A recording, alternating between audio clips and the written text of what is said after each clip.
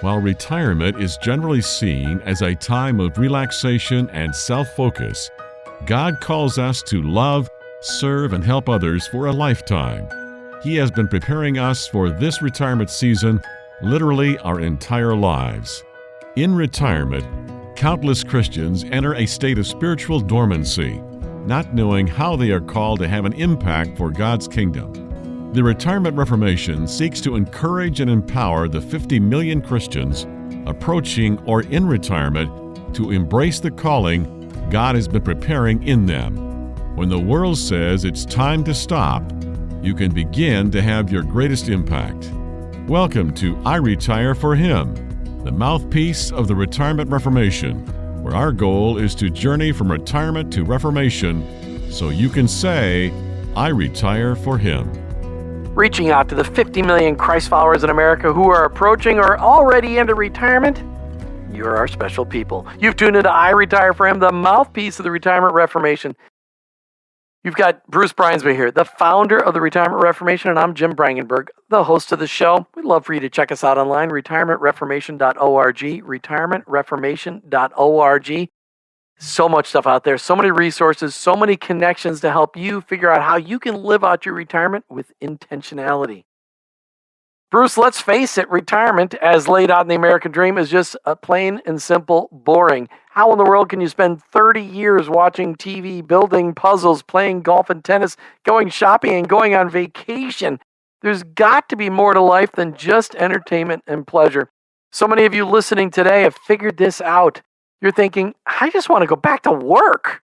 Today in iRetire4Him, Bruce and I are going to talk about what does it look like when we go back to work as a retiree?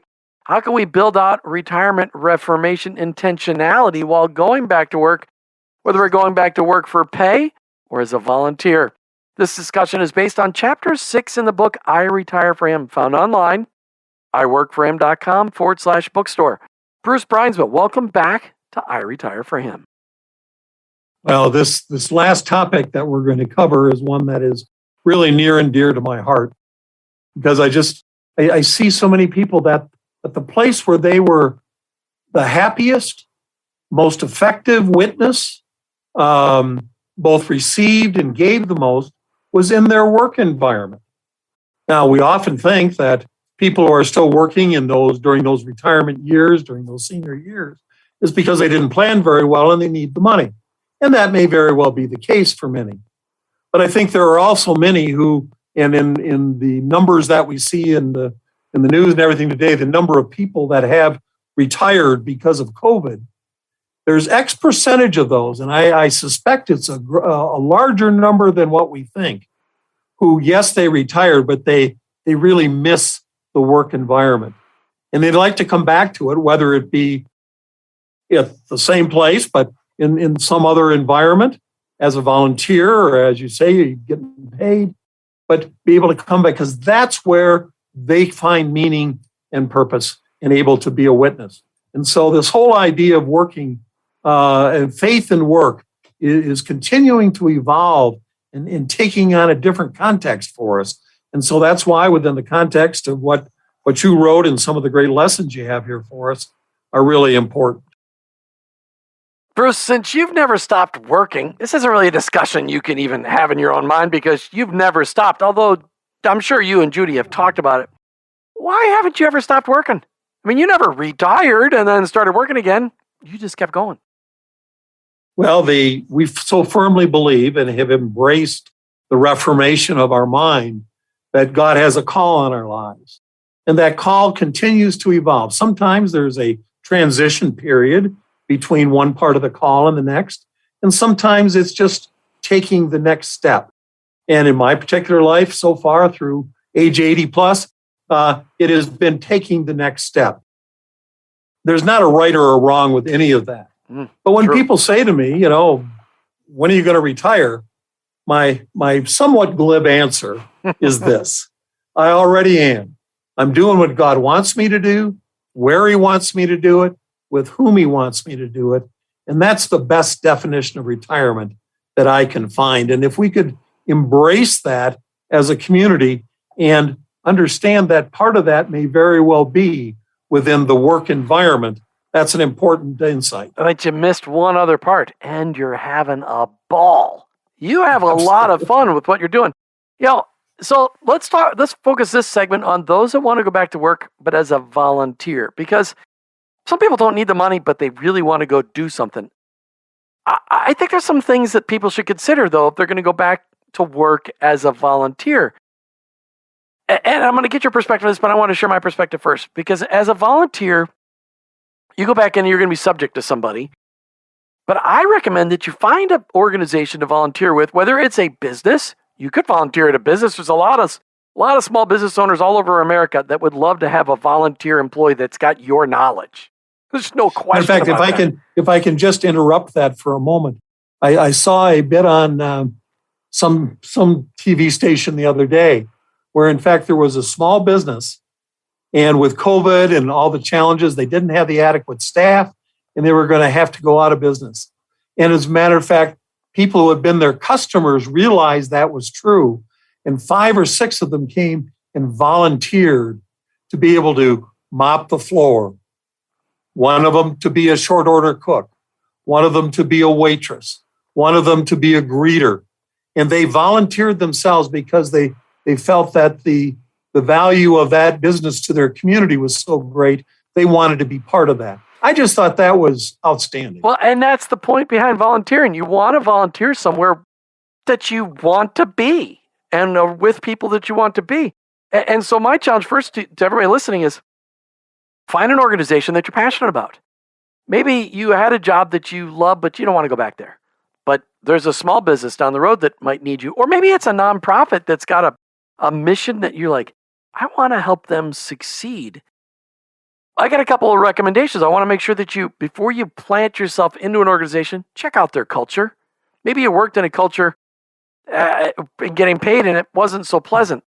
Well, there's plenty of unpleasant cultures out there. There's no reason as a volunteer you need to be involved in one of them. Choose your culture wisely. That's one thing. What are the things you think, Bruce, that people should consider when they're choosing where to volunteer? Let me go back to that culture. A friend of mine gave me this phrase the other day, and in reflecting on it, I think it's exactly right. Culture trumps almost everything. Mm-hmm. Culture trumps almost everything.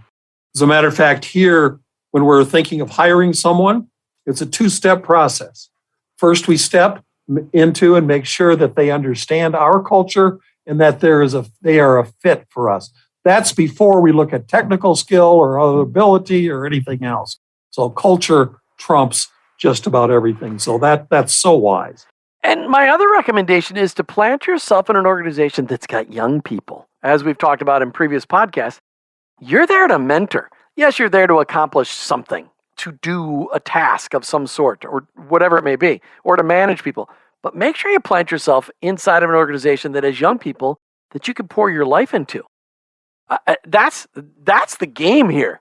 You get a chance to occupy your time and invest Jesus in other people through you. What do you think about that, Bruce? Well, I think that's critically important. As a matter of fact, in your book, in this particular chapter, you talk about 5 steps of things that can be done while you are in that work environment or in that volunteer environment that will help bring additional meaning and purpose and value. So when we come back in segment 3, let's talk about those 5 steps, because we've got an incredible interview coming up with Dr. L.D. Buckingham. We want to hear from him. Then we'll come back in segment 3. We'll talk about those 5 steps, all right? Sounds like a plan. You're listening to iRetire4Him. We'll be right back. The Retirement Reformation wants to come alongside you as you navigate in each stage of your retirement. Our online resources include our blog, our downloadable books, and life planning studies, as well as membership and coaching options.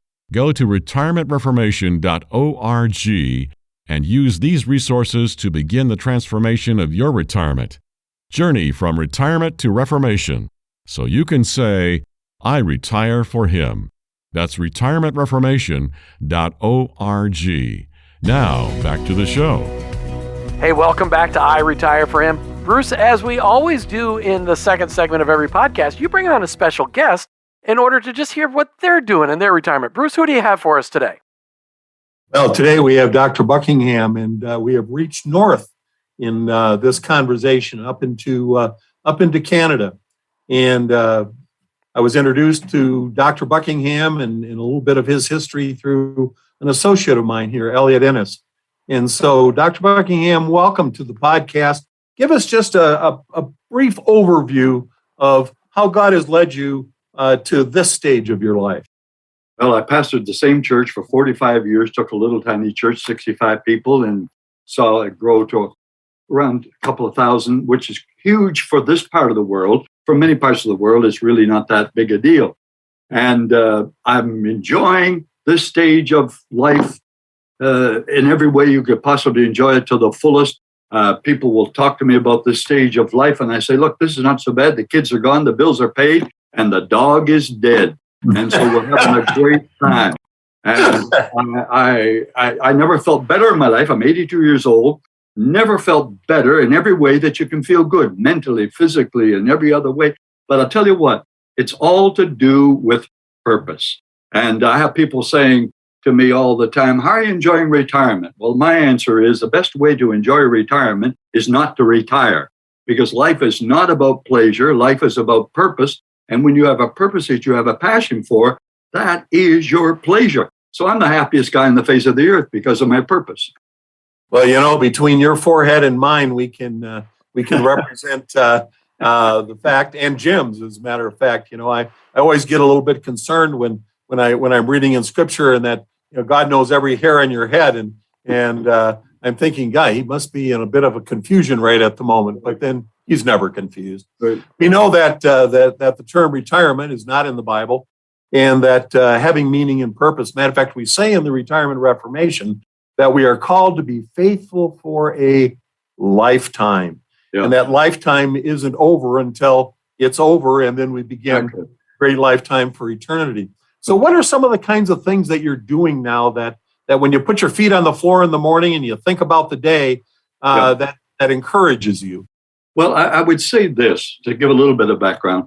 A leader, as you know, has got to be a learner. And the truth of the matter is, I have come to realize I've got to be working harder at learning today and have a greater curiosity today than ever before in my life, because I've got to unlearn a lot of things that no longer work in today's culture and relearn what connects with the culture, speaks the language of the culture. And one of my highest values is change. And I know that's not often the case with people my stage in life, but I value change because of what change can produce, as long as it is change without compromise of, the main message that needs to be propagated and so on. And so I am fully involved and engaged in what's called the Buckingham Leadership Institute, which is mentoring pastors, leadership conferences, church consultations, helping churches go on to the next level, and doing all that I can in relation to all of that. When we connect with people who have gone through the transition from that first, what we'll call career, into the second, second calling, that transition period is really for many people a very hard one. Yep. One that they're really not connected, that God really has a plan for the rest of their life. Did you have any challenges when you stepped out of the pulpit after those 45 years and into I was tired. I was tired, and I didn't know I was tired because I'd evolved into being tired. So I took about a month and just did nothing. And some people would say, well, how are you doing? I said, look, if I was doing any less, I'd be dead, But that was all I needed, was a month. And that would do me a lifetime. And so I wanted to get back into it because of the fire that was burning, the vision that was burning, the cause that was so important to me, my calling, really, which was a major factor. But here's an interesting thing. I got reflecting on this whole thing. After retirement age, I'm talking after retirement age, I was still pastoring the church. We saw more happen after retirement age than all the years prior to retirement age. I mean, we built a 2,000-seat auditorium with a 1,500 space atrium, and saw more baptisms, more lives transformed, saw greater growth, and all that is important to seeing things go forward. And so there's something to be said, I think, for experience, as long as we are innovative, we are creative, we are open to change, and then we can be, I think, continue to be just as effective. And in fact, there's some ways that I can be more effective today than ever before, because I am speaking to churches that have missed generation after generation. So you got a lot of older people, and I talk the way a 30-year-old talks about a lot of stuff, and they kind of have to take it from me. They look at the 30-year-old and say, he's wet behind the ears. He doesn't know what he's talking about, but they can't. And I say to them, you know, what I'm talking about here could be, even though you may not necessarily be all that excited about it, could be the greatest thing since sliced bread. And the truth of the matter is, I was truly around when they first started slicing bread. And that was a big deal. I mean, people went berserk. They were so excited about sliced bread. Now, I know it doesn't mean a whole lot to us now because we're used to it. But innovative and change can be the most exciting thing that can help people to have expectation, anticipation, and energy, you know, about going forward. No, it's definitely, it's the energy comes from a passion, and the passion comes from purpose, and purpose comes from meaning. And when you pile those together, it definitely can be the most. One of the things that is really tragic, and that you and I, need to continue to pray for and speak into, is that there's, in between Canada and the U.S., there's probably around 45 million Christ followers who are 65 and older. And about 85% of them, based upon our surveys, when we ask them, what are you going to do in retirement, come up with some version of nothing. And they're trying to make meaning out of leisure. Now, leisure has some value, but it does not have meaning. And we also know that loneliness is leading to all kinds of negative reactions of people these age. Yeah. Speak into that for just a moment, if you would. Well, I heard about a guy that was fully retired, and his wife said to him, what are you going to be doing? What are you doing tomorrow? He said, nothing. She said, that's what you did today. He said, yeah, but I'm not finished yet. That doesn't have much appeal to me. I can't get that excited about nothing, you know. And I think that everybody, even if you've had a dull, terrible job, you can find something to do that you can have a passion for. It may not be in relation to whatever job you had. And I knew before I finished at the church, I was going to need to continue to fulfill my call with everything I could put into it. And I'm telling you, there's just no way under the sun that things could be more fulfilling by doing nothing. That's no life. You may as well be dead. When you're doing nothing, your focus is inward upon yourself. And when we focus on ourselves, that's not where we find meaning and purpose. God's calling us to love our neighbor. God's calling us to extend the capacities that He's given us to address the issues of the poor and the widows and all of the scripture that lays that out for us.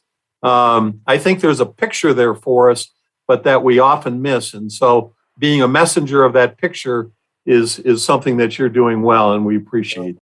You probably focused on this a lot, but one of my greatest heroes in the Bible is old Caleb, and I just love his spirit. I am as strong today when he was 85 years old as I was 45 years ago. And so as you look at Caleb, it really is so interesting. He had a faith that no matter how old he got, did not waver. He had a strength, no matter how old he got, that did not weaken. And then he had a blessing for others that didn't get wasted. And to me, that is one great example for all of us. Doctor, I'm going to close our conversation with that great summary. As a matter of fact, what I'm committed to doing is I will memorize that. The first 2 times I use it, I will give you credit. The third, it's mine, just so that you know. Well, let me tell you this. The guy that I stole it from didn't seem to mind. Well, God bless you. I'm so thankful that we've had an opportunity to meet, and we look forward to meeting again and being able to partner together in making a difference for those who can make a difference. So thank you. Great. Dr. L.D. Buckingham, thanks for being on iRetire4Him today. We'll be right back with more conversation with Bruce and I talking about iRetire4Him. We'll be right back. Every iRetire4Him show goes so quickly we don't often get to remind you that there are 2 resources you should be checking out right now. I recommend that you get a copy of the Retirement Reformation book and the iRetire4Him book. Retirement Reformation focuses on the mindset and behavioral changes needed, let's just say paradigm shifting, that is needed to live out your faith in retirement. iRetire4Him is focused on many of the ways you can put your faith into action by investing your life into others in your retirement years. Get both at the Retirement Reformation website in the bookstore, retirementreformation.org. That's retirementreformation.org. Hey, welcome back to iRetire4Him. Great conversation with L.D. Buckingham, hearing his story.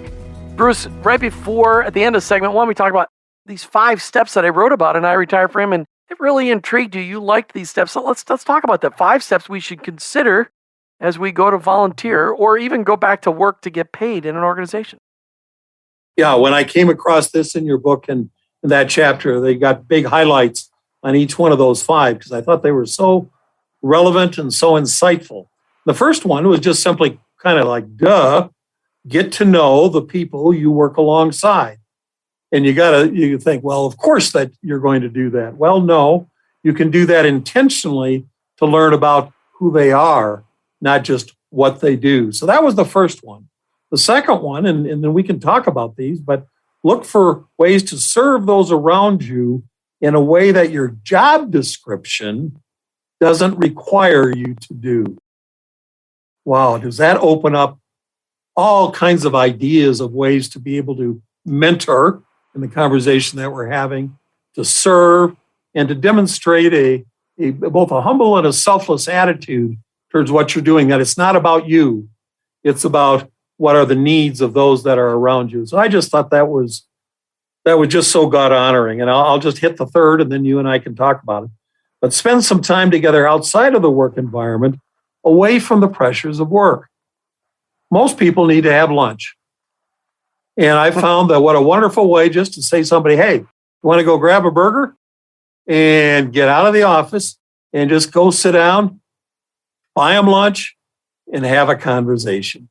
Have an opportunity to get to know them, and those mentoring opportunities, be able to share, will just arise and bubble up out of those just very natural and relaxed opportunities. But you need to be intentional about saying, hey, let's go grab a burger. It's all about just really taking your faith and putting it into action in your workplace. And then as you get to know people, you can look for ways to pray with people when you notice they're having a rough day. Because if you work with people long enough, you know what their normal demeanor is.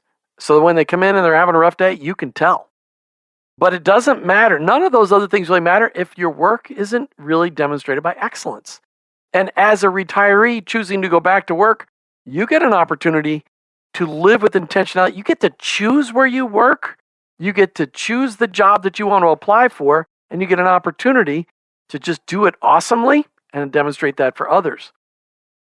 And that's as a volunteer and choosing a volunteer, but we also need to talk. Go ahead, Bruce, but I want to make sure we talk about people that need to go back to work. Well, there is that, but that opportunity to take a step into the lives of the people that are around you, because no one really want to hear what you have to say until they know that you care. So true. And to be able to find those ways to demonstrate. So, for example, as I was saying in the last couple of minutes ago, let's go get a burger. When you go get a burger, you have an opportunity to pray together.